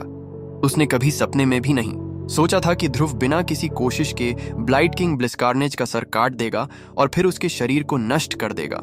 यह बहुत जल्दी हुआ। आखिर अगर ब्लाइट्जर स्काईफेंड ने ब्लाइट किंग ब्लिस्कार्नेज को मारने की कोशिश भी की होती तो कम से कम 4 या 5 चालें चलती। सच में, अगर ब्लाइट्जर स्काईफेंड ने इसे अपनी आंखों से न देखा होता तो शायद वह इस पर विश्वास नहीं करता। उसे मार डालो, उसे जहरीली संरचना से घेर लो, उसे भागने मत दो। अचानक सच्ची ऊर्जा घूमकर ब्लाइटजार स्काईफेंड के पीछे एक शैतानी भूत का रूप ले लिया, जो बुरी ऊर्जा से भरा हुआ था और कवच पहने हुए था। उसके 3 सर और 6 भुजाएं थीं, हरी चमड़ी और लंबे नुकीले दांत, एक लंबा जहरीला भाला और मुंह में झर भरा हुआ था। तभी ब्लाइटजार स्काईफेंड ने अपनी हथेली आगे बढ़ाई, जिससे एक विशाल हथेली प्रकट हुई, जिसकी सिर्फ मौजूदगी से नीचे पहाड़ में दरारें पड़ गईं। ब्लाइट लीजन मेगापाम, यह स्वर्ग को चीरने वाली, धरती को कुचलने वाली हथेली किसी भी जगह को जहरीले पदार्थों और जहर की दुनिया में बदलने के लिए काफी ताकतवर लग रही थी। उसी समय शैडो ब्लाइट हाउस के दूसरे विशेषज्ञ तितर बितर हो गए और झंडों के रूप में जादुई खजाने लेकर आए, जिनमें से हर एक पर किसी न किसी जहरीले जीव का निशान बना हुआ था। उनमें कनखजूरे, बिच्छू, वाइपर, जहरीले ड्रैगन, ततैया और भी बहुत कुछ था। जैसे ही उन्होंने अपने झंडे लहराए, वे काली ऊर्जा की हजारों धाराओं में बदल गए, जो आपस में जुड़कर एक जहरीला जाल बना रही थीं, जिसने पूरे पहाड़ को घेर लिया था। तुरंत ही हर जगह चिपचिपा जहरीला पानी उबलने लगा। यह एक अनोखी जादुई रचना थी जो shadow blight house blood melting grand spell formation के लिए खास थी। आमतौर पर इसमें फंसने वाला कोई भी इंसान पिघलकर सिर्फ खून में बदल जाता था। हालांकि जब विशाल जादुई रचना ने आकार लिया, तब ध्रुव ने ब्लाइटजार स्काईफेंड के हमले को चकमा दिया और फिर दोनों हाथों से चीरने का इशारा किया। उसके हाथों के हिलते ही सच्ची ऊर्जा से बने 2 विशाल हाथ प्रकट हुए, मानो पुराने समय का कोई शक्तिशाली सम्राट अपराधियों को सजा देने के लिए आया हो। पॉप पॉप पॉप पॉप, झंडों से निकली जहरीली ऊर्जा की अनगिनत धाराएं टुकड़े टुकड़े हो गईं और शैडो ब्लाइट हाउस के विशेषज्ञ, जिन्होंने यह रचना बनाई थी, खून की उल्टियां करने लगे। यह किस तरह की शक्ति है? ऑनक्टोनरी लाइफ सीजर्स में से एक ने डर के मारे कहा। इससे पहले कि वह कुछ और कर पाता, ध्रुव के माथे पर एक आंख खुल गई और एक मधुर आवाज गॉड टंग बोलते हुए सुनाई दी। हे पतितों, तुमने प्रभु के प्रकाश को त्याग दिया है। प्रभु की आंख से चकाचौंध करने वाला, पवित्र करने वाला प्रकाश निकला। यह ऐसा प्रकाश था जो देवताओं की सबसे रहस्यमयी सेना से भी बढ़कर था। इतना शानदार प्रकाश जो प्रभु की इच्छा को दिखा रहा था। ईश्वरीय शक्ति उसमें भरी हुई थी, मानो वह आखिरी न्याय, देवताओं की सेना द्वारा दी गई सजा का रूप हो। पलक झपकते ही आंख ने ऑक्टोनरी लाइफ सीजर्स को भेद दिया। उनमें से हर एक आग की लपटों में बदल गया, चीखती हुई जलती हुई मशालों में बदल गया, जिन्होंने कुछ देर के लिए आकाश को रोशन किया और फिर राख में बदल गए। क्या हो रहा है? शैडो ब्लाइट हाउस के दूसरे विशेषज्ञ यही सोच रहे थे कि कैसे भागें। हालांकि प्रभु की दृष्टि ने उन्हें ऐसा करने नहीं दिया। फिर वह मधुर आवाज उनकी आत्मा में गूंज उठी। प्रभु का न्याय हर जगह है। अगर तुम बुराई में डूबोगे तो तुम्हें सजा जरूर मिलेगी। बाकी विशेषज्ञों की आत्माएं जल उठीं, जिससे वे तड़पती हुई मशालों में बदल गईं, जो जल्द ही जलकर राख में बदल गईं। सिर्फ 10 सांसों में शैडो ब्लाइट हाउस के 10 से ज्यादा लाइफ सीजर्स खत्म हो गए। अब सिर्फ एक ही बचा था, लीजेंडरी। तुम्हारी बारी, ब्लाइटजार स्काईफेंड, ध्रुव ने कहा। मुझे पता था कि मेरे इस मछली पकड़ने के अभियान में कुछ मछलियां फंसेंगी, लेकिन मैंने कभी नहीं सोचा था कि उनमें से एक लीजेंडरी होगी। मुझे बताओ कि तुम्हारा मुख्यालय कहाँ है? गृहस्वामी का साधना केंद्र क्या है? तुम 9वें उपगृहस्वामी हो, बाकी 8 कैसे हैं? तो तुम... ब्लाइटजार स्काईफेंड सचमुच चुप हो गया और सोच रहा था कि क्या वह सपना देख रहा है। वह एक लीजेंडरी था, फिर भी उसने ऐसा कुछ पहले कभी नहीं देखा था। जादुई रचना के टुकड़े टुकड़े हो गए, दुश्मन पल भर में जलकर मर गए, और यह सिर्फ एक लाइफ सीजर था, कोई लीजेंडरी नहीं। मैं एक लीजेंडरी हूं और तुम एक मामूली लाइफ सीजर हो। मुझे फर्क नहीं पड़ता कि तुम कौन सी खास तकनीक सीखते हो, तुम लेवल के बीच के फासले को नहीं भर सकते। मरने के लिए तैयार हो जाओ। स्काईफेंड ब्लाइटपाम। पहला तरीका, आत्मा को पकड़ो, जीवन छीन लो। गरजते हुए उसने ध्रुव पर पहाड़ गिराने वाली, समुद्र को सुखाने वाली ताकत से 2 हथेलियां फेंकी। ध्रुव बस अपनी जगह पर खड़ा रहा। उसकी आंखों में एक ठंडी चमक थी, क्योंकि वह अपनी असली ऊर्जा को एक रक्षात्मक घेरा बनाने के लिए इस्तेमाल कर रहा था। एक पल बाद एक जोरदार धमाका हुआ और हमला नाकाम हो गया। दूसरा तरीका, टांगें तोड़ दो, बाहें अलग कर दो। तीसरा तरीका, लाशों का पहाड़, खून का सागर। चौथा तरीका, सेनाओं को हराओ, भीड़ को मार डालो। 5वां तरीका, जहरीले देवता का अवतार, ब्लाइटजार स्काईफेंड। एक बवंडर की तरह लग रहा था, क्योंकि वह अपनी पूरी ताकत से अपनी बेहतरीन मार्शल आर्ट का प्रदर्शन कर रहा था। उसके हमले ध्रुव की रक्षात्मक ताकत पर टूट पड़े और पूरा इलाका जहरीली ऊर्जा से भर गया। हालांकि ध्रुव लहरों में एक चट्टान की तरह था, हवा में मंडरा रहा था। उस पर कुछ भी फेंका जाए वह हिला नहीं। ब्लाइट्ज़ार स्काईफिएंट के अपना आखिरी तरीका आजमाने के बाद ही ध्रुव ने आखिरकार अपनी चाल चली और अपने असली ऊर्जा कवच के माध्यम से अपना हाथ बढ़ाया। उसका हाथ कैसा दिखता था? वह सिर्फ हड्डी और मांस का बना था, लेकिन हर तरह से एकदम सही लग रहा था। दुनिया का सबसे अच्छा जेड भी उसकी बराबरी नहीं कर सकता था, यहां तक कि 9 स्वर्गों का गॉड जेड भी नहीं, जिससे चिलियोकॉसम मिरर बना था। पवित्र प्रकाश से चमकते हुए वह इंसान भी नहीं लग रहा था, और यह असर उसके चारों ओर मौजूद पवित्र कंपन ने और भी ज्यादा साफ कर दिया था। सच में जो कोई भी उन्हें इस हालत में देखता, वह नीचे गिरकर उनकी पूजा करने की इच्छा महसूस करता। यह एक ऐसा हाथ था जो दुनिया के सभी जीवों के लिए दया से भरा हुआ लग रहा था, ऐसा हाथ जो किसी बच्चे के बालों को सहला दे। लेकिन साथ ही यह देवताओं की सेना का सबसे शक्तिशाली प्रभु देवता भी लग रहा था, जो पूरी सृष्टि पर अपनी कृपा बरसा सकता था। यह हाथ प्रभु का हाथ था, जो बुरे लोगों को सजा देने और दुनिया में विनाश और पुनर्जन्म दोनों लाने के लिए आया था। ब्लाइट्ज़ार स्काईफिएंट की आंखें फैल गईं, क्योंकि इससे पहले कि वह देख पाता कि क्या हो रहा है, उसके सारे तरीके बेकार हो गए। धड़ाम, हाथ उसके सिर पर टिका और उसकी असली ऊर्जा उसके पेट के निचले हिस्से में कसकर बंद हो गई। तभी उसने खुद को हवा में लटका हुआ पाया, जिसे ध्रुव ने ऊपर उठा रखा था। ऐसा लग रहा था जैसे उसका सिर तरबूज है, जिसे ध्रुव किसी भी वक्त कुचल सकता है। बोलो, शैडो ब्लाइट हाउस का मुख्यालय कहाँ है? कहाँ? अभी बताओ। हालांकि उसने प्यार से बात की, लेकिन उसके शब्द ब्लाइट्ज़ार स्काईफिएंट के लिए मौत की सजा जैसे लग रहे थे। कांपते हुए होंठों से उसने पूछा, तुम कौन हो, ध्रुव? इस वक्त उसने अपने चेहरे को अपने असली रूप में आने दिया। तुमने मेरे बारे में सुना है ना? तुम जानते हो मैं कौन हूं। आप अंतर संस्थागत मार्शल आर्ट प्रतियोगिता के चैंपियन हैं, होनहार ध्रुव। लेकिन आप मेरे जैसे दिग्गज से कैसे लड़ सकते हैं? आप कौन सी ऊर्जा कला का अभ्यास करते हैं? उस प्रतियोगिता के दौरान आप सिर्फ सेनरी लाइफ सीजिंग में थे, लेकिन अब आप नॉनरी लाइफ सीजर हैं। तुम यहाँ सवाल पूछने लायक नहीं हो। मुझे बताओ कि मैं क्या जानना चाहता हूँ। थोड़ा शांत होकर ब्लाइट्ज़ार स्काईफिएंट ने कहा, अगर मैं तुम्हें बताऊं तो क्या तुम मुझे जाने दोगे? फट! उसका एक हाथ कट गया और चारों ओर खून फैल गया। हे भगवान, कितना दर्द है, वह चिल्लाया। अगर तुम मुझे नहीं बताना चाहते तो ठीक है, मायरिएट कंसोर्टियम बताएगा। आखिरी मौका, क्या तुम बोलोगे? रुको रुको, ब्लाइट्ज़ार स्काईफिएंट चिल्लाया। उसके चेहरे से पसीना टपक रहा था। बेशक वह बस वक्त खरीदने की कोशिश कर रहा था। धड़ाम! अचानक उसका दूसरा हाथ आग की लपटों में घिर गया, जिससे फुफकार और फटने की आवाजें हवा में गूंजने लगीं, क्योंकि उसका मांस और खून जलकर राख हो गया था। वह अपने हाथ को धीरे धीरे राख में बदलते देख खुद को सिहरने से नहीं रोक सका। कभी न मरने वाले बदलाव तक पहुंचे बिना उन भुजाओं को दोबारा पाना मुमकिन नहीं होगा, जिसका मतलब है कि अब से वह एक हाथ विहीन अपाहिज हो जाएगा। इसके अलावा चूंकि वह पहले से ही एक रक्त रूपी महान व्यक्ति था, इसका मतलब था कि उसने अपने शरीर को नया रूप दे दिया था और वह दूसरे व्यक्तियों के प्रत्यारोपित अंगों को स्वीकार नहीं कर सकता था। ऐसी चीजों को उसका अपना शरीर अस्वीकार कर देगा और लगभग तुरंत ही नष्ट हो जाएगा। मैं बोलूंगा, वह चीखा, और वक्त बर्बाद न करते हुए उसने कहा, हाउस ऑफ शैडो ब्लाइट का मुख्यालय पश्चिमी समुद्र में एक चलता फिरता द्वीप है। यह कभी एक जगह पर नहीं रहता और यह मृग तृष्णाओं से घिरा हुआ है, जिससे इसे नंगी आंखों से देखना नामुमकिन है। लेकिन मेरे पास एक आत्मा का ताबीज है जिससे तुम इसे ढूंढ सकते हो। ऊपर से जलता हुआ सूरज इतना तेज था कि लग रहा था जैसे वह लोहे को भी पिघला देगा। फिर भी मंगोलटार की सड़कें पहले की तरह ही व्यस्त थीं, जिनमें कई बड़े बड़े शक्तिशाली योद्धा घूम रहे थे। मेरिएट कंसोर्टियम वाली सड़क पर हमेशा की तरह खूब व्यापार चल रहा था। गेट पर खड़े पहरेदार आपस में बातें कर रहे थे। कप्तान, क्या आपको वह नॉनरी लाइफ सीजर याद है जो 3 दिन पहले आया था? मुझे हैरानी है कि क्या वह आज वापस आएगा। वह बहुत उदार था। 3 लाइफ सीजिंग शैतान दानव कोर। मुझे आश्चर्य है कि वह हमारे मायरिएट कंसोर्टियम के साथ किस तरह का सौदा करना चाहता है।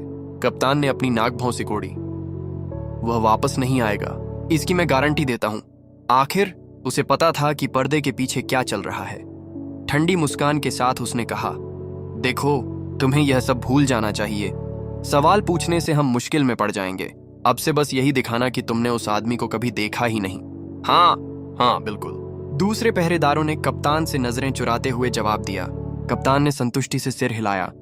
बहुत बढ़िया, मुझे खुशी है कि तुम लोग आदेश मानते हो। मायरियड कंसोर्टियम का पहला नियम है कि आदेशों का पालन करना चाहिए, चाहे कुछ भी हो जाए। अचानक एक पहरेदार चिल्लाया, कप्तान। कप्तान क्या है? ये क्यों चिल्ला रहा है? हैरान कप्तान पहरेदार के चेहरे पर थप्पड़ मारने ही वाला था कि वह आदमी बोल पड़ा, सर देखिए, क्या यह 3 दिन पहले वाला आदमी नहीं है? कप्तान ने मुड़कर देखा तो ध्रुव 3 दिन पहले की तरह ही भेस बदलकर उसकी ओर आ रहा था। यह भैया, इस कप्तान के पास शब्द ही नहीं थे। मुझे याद है, ध्रुव ने ठंडे स्वर में कहा। मैं अपनी जानकारी लेने वापस आया हूं, जल्दी करो और रास्ता दिखाओ। जरा रुकिए। कप्तान घबरा गया, पर जिंदगी का काफी तजुर्बा था, इसलिए उसने जल्दी से खुद को संभाला। सर जरा रुकिए, मैं वाइस प्रेसिडेंट को खबर कर देता हूं कि आप आ गए हैं। नहीं, इसकी कोई जरूरत नहीं है, मैं खुद ही उसे ढूंढ लूंगा। यह कहकर ध्रुव गेट से अंदर जाने के लिए चल पड़ा। अरे तुम अंदर नहीं जा सकते, कप्तान चिल्लाया, मुझे मामले की रिपोर्ट करनी है। उफ! अचानक उसने नीचे देखा और महसूस किया कि सच्ची ऊर्जा का एक भाला उसकी छाती में घुस गया है और खून झरने की तरह बह रहा है। तुमने मुझे मार डाला? मेरा रास्ता रोक रहे हो? लगता है तुम्हें जीने में कोई दिलचस्पी नहीं है। ध्रुव ने नारकीय देवता भाला घुमाया और कप्तान जल उठा। मंगोलटार के इस हिस्से में तुरंत ही भारी हंगामा मच गया। लोग, यहां तक कि शक्तिशाली योद्धा भी वहां इकट्ठा होने लगे। उसने उसे मार डाला। यह आदमी कौन है? लोगों को मार रहा है। क्या यह मायरियड कंसोर्टियम का कोई कप्तान नहीं है? इसे क्या होश है कि यह क्या कर रहा है? जल्दी करो, सबको खबर दो। मंगोलटार में तो बड़े बड़े योद्धाओं को भी यूं ही लोगों को मारने की इजाजत नहीं है। क्या इसे फांसी का डर नहीं है? यह बदला लेने के लिए की गई हत्या होगी। क्या वह सोचता है कि वह पूरे मायरियड कंसोर्टियम से लड़ने जा रहा है? मायरियड कंसोर्टियम इतना ताकतवर है कि डर लगता है वह उनका मुकाबला नहीं कर सकता। चलो बस इंतजार करते हैं और देखते हैं कि क्या होता है। दूसरे पहरेदारों ने बहुत तेजी से हरकत की। हम पर हमला हुआ है, वे तलवारें और कृपाणें निकालते हुए चिल्लाए। इसी बीच योद्धाओं का एक झुंड मायरियड कंसोर्टियम के अंदरूनी हिस्से से उड़कर आया और सभी ने ध्रुव का रास्ता रोकने के लिए अपनी जगह बना ली। उनमें से एक, जो एक तृतीयक जीवन रक्षक था, चिल्लाया, अपना हथियार फेंक दो और आत्मसमर्पण कर दो। मायरियड कंसोर्टियम में लोगों की हत्या करना एक माफ न करने लायक अपराध है। ध्रुव ने ऊंची आवाज में कहा, 3 दिन पहले मैंने आपके मायरियड कंसोर्टियम को शैडो ब्लाइट हाउस के बारे में जानकारी के लिए कुछ कीमती चीजें दी थीं। इसके बदले तुम लोगों ने मुझे धोखा दिया।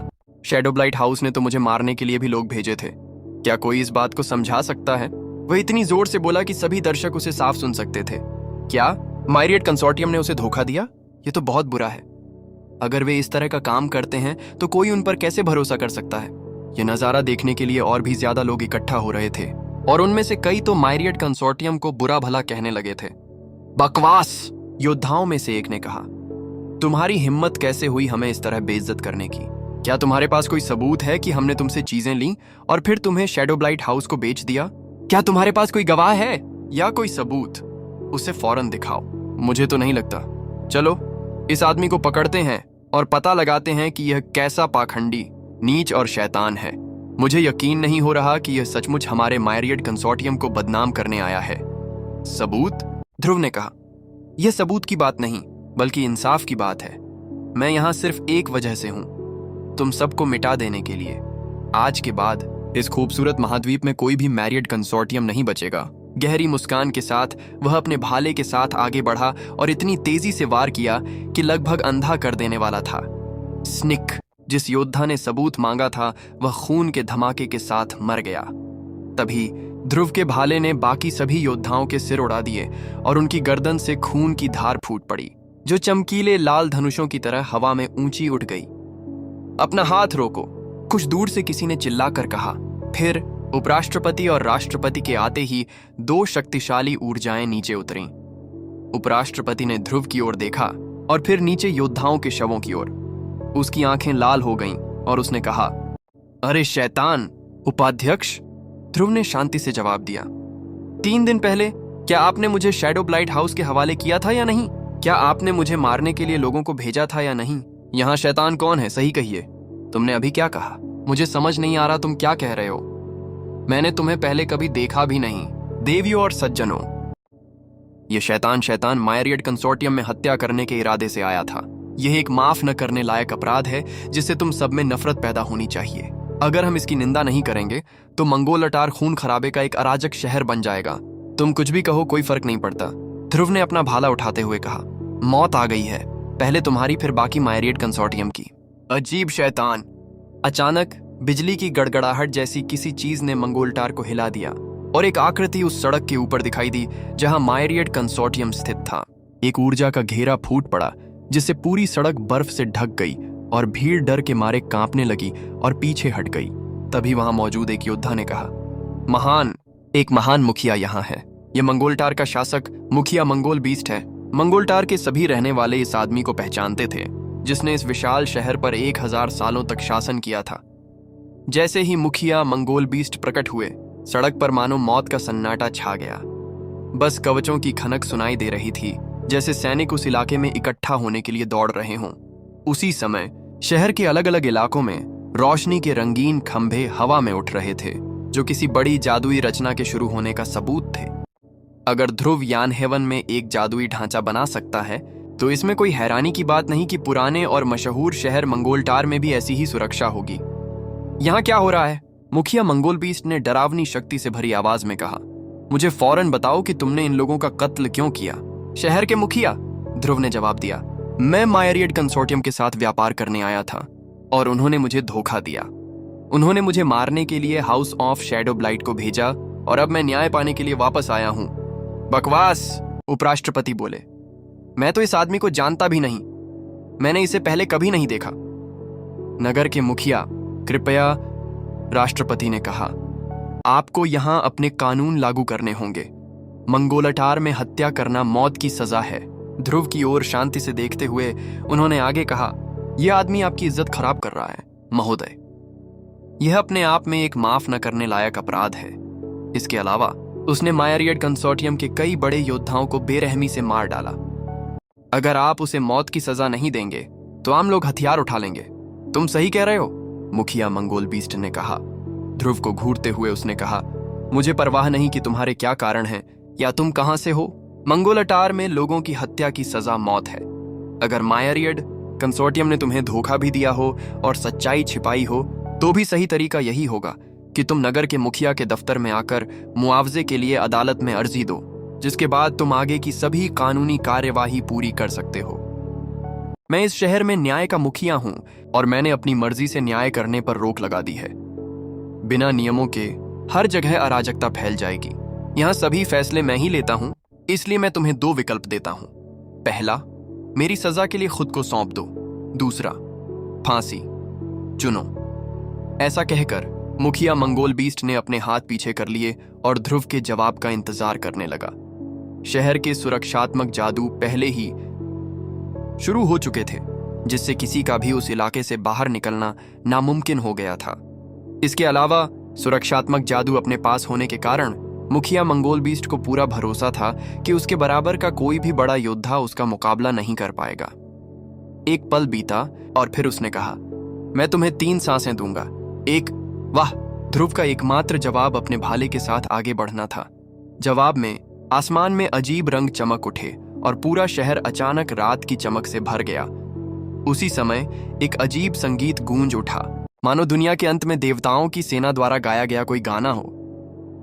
मुखिया मंगोल बीस्ट का चेहरा चमक उठा और फिर एक ठंडी मुस्कान उसके चेहरे पर छा गई जब उसने आने वाले भाले की ओर हाथ बढ़ाया। हालांकि जब हाथ भाले से टकराया तो वह उसे रोक नहीं पाया। दरअसल भाला तुरंत उसके हाथ में घुस गया और फिर उसके शरीर की रक्षा करने वाली ताकतवर ऊर्जा को चीर गया। कुछ ही पलों में भाला उसके गले तक पहुंच गया और फिर उसके सिर के ऊपर से निकल गया। ध्रुव ने भाला फेंका और मुखिया मंगोल बीस्ट का सिर उसके कंधों से उड़ गया। उसकी आंखें अभी भी बहुत ज्यादा हैरानी से फटी हुई थीं। सिर आसमान में उड़ गया और उसके पीछे खून की बूंदें भी गिरीं।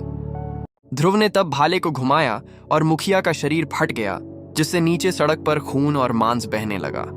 जैसे ही कटा हुआ सिर नीचे गिरने लगा, ध्रुव ने उसे देखा और कहा, तुम्हें लगता है कि तुम ही कानून हो? मैं तुम्हें ईमानदारी से बताकर बदनाम कर रहा था। बात को आगे बढ़ाना तो ये बस मरने को कहना है। अगर तुम कोई बड़े योद्धा भी हो तो भी जरूरत पड़ने पर मैं बिना किसी हिचकिचाहट के तुम्हें काट डालूंगा। ऐसा कहते हुए उसने अपना भाला निकाला और वह मुखिया मंगोल बीस्ट के माथे में जा लगा। मुखिया मंगोल बीस्ट एक बड़े योद्धा थे और इसलिए अगर उनका शरीर भी मारा जाए तो उनकी आत्मा बच जाएगी। लेकिन अब वह खुद को रोक नहीं पाया और बोल पड़ा, तुमने मुझे मार डाला। बस करो बेवकूफ, अब तुम्हारी बकवास। ध्रुव ने आखिरी बार अपना भाला घुमाया और भाले का सिरा फट गया, जिससे पूरा शहर कांप उठा। मुखिया मंगोल बीस्ट एक ताकतवर योद्धा लगभग बिना किसी कोशिश के मारा गया था और इतनी जल्दी कि कोई भी कुछ नहीं कर सका। शांत आंखों से ध्रुव ने कहा, राष्ट्रपति जी, उपराष्ट्रपति जी, अब आप मदद के लिए किसे बुलाएंगे? मंगोलटार में कोई भी उस दिन की घटनाओं को कभी नहीं भूल पाएगा, जिसे वे स्वर्ग से आए देवता के समान मानते थे। एक शक्तिशाली शासक जिसे कभी हराया नहीं जा सकता था, वह महान मुखिया मंगोल जानवर जिसने उन पर 1000 सालों तक राज किया था, उसका सिर एक ही भाले के वार से काट दिया गया और फिर पूरी तरह से नष्ट कर दिया गया। यह सब कुछ ही पलों के अंदर हो गया। यह लगभग एक बुरे सपने जैसा था, एक भयानक सपना जिससे वे जाग नहीं पा रहे थे। मिरियड कंसोर्टियम की मंगोलटार शाखा के उपराष्ट्रपति और अध्यक्ष अपनी जगह पर पत्थर की तरह खड़े थे। उनके हाथ और पैर बर्फ की तरह ठंडे हो रहे थे। फिर भी वहां मौजूद किसी भी व्यक्ति ने अपनी आंखों से जो कुछ देखा था उस पर विश्वास करने की हिम्मत नहीं की। अचानक ध्रुव ने अपना भाला जमीन में गाड़ दिया और अपनी असली ऊर्जा उसमें से बाहर निकाली, जिससे शहर की दीवारें टूट गईं और शहर की रक्षा करने वाले जादुई हथियार ध्वस्त हो गए। रंग बिरंगे रोशनी के खंभे टूटकर बिखर गए, जिससे पता चला कि मंगोलटार अब पूरी तरह से बेसहारा हो गया था। उस आदमी का नाम क्या था? उसने जोर से कहा, मुखिया मंगोल जानवर, कितना लापरवाह, मरने लायक मूर्ख। उसके जैसे चींटी की हिम्मत कैसे हुई मेरे सामने अकड़ने की?